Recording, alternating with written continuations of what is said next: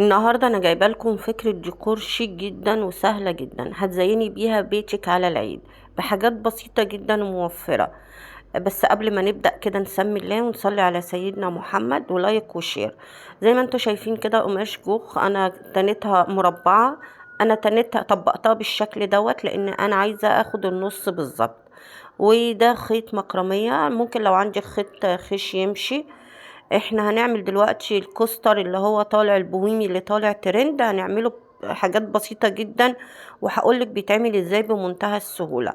اهم حاجة بس اللي انا اخلي الخيط كده مرخي في ايدي عشان الكوستر ما يبقاش طبق، ما يقلبش في طبق بعدين. ولما اجي احط الشمع ما احط الشمع كتير، وطول ما انا ماشية كده بالخيوط احط ايدي كده بالراحة على الخيوط اللي انا عملتها على الكوستر اللي انا عملته.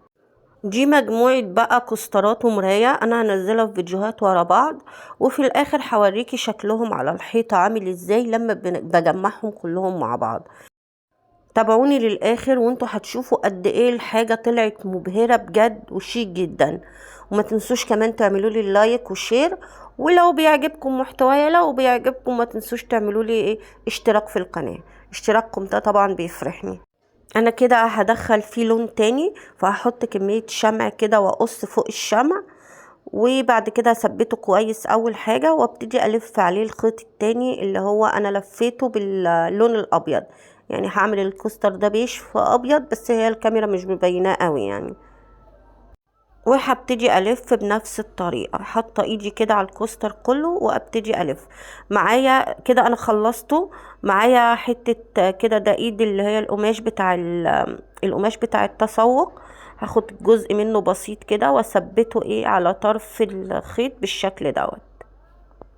وبعد كده هساوي الكوستر، هقصقص القماش كده من حواليه بقى معايا بالشكل دوت.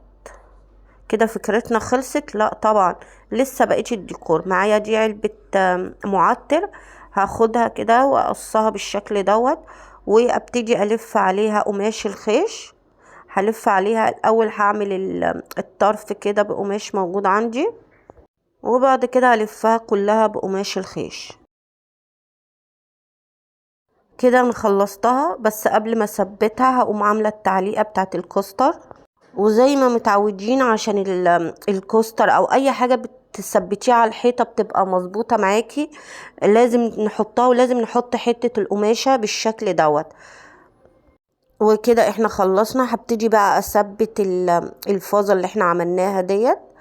انتي لو ما عندكيش مثلا ممكن تعمليها باي حاجة موجودة عندك حتى لو بكوباية. انا كده ثبتها ومعايا ورق الفل دوت هبتدي احطه واثبت عليه اللي هي شلالات الزرع بالشكل دوت.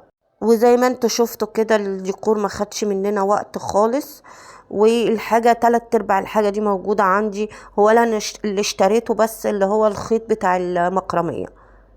لو لسه مكملين معايا ما تنسوش بقى تعملوا لي لايك وشير، ويا ريت تشتركوا بالقناه في بالمره وتفعلوا الجرس عشان يوصل لكم اي جديد. هبتدي اغطي الفل دوت بحته تزيين زي كده،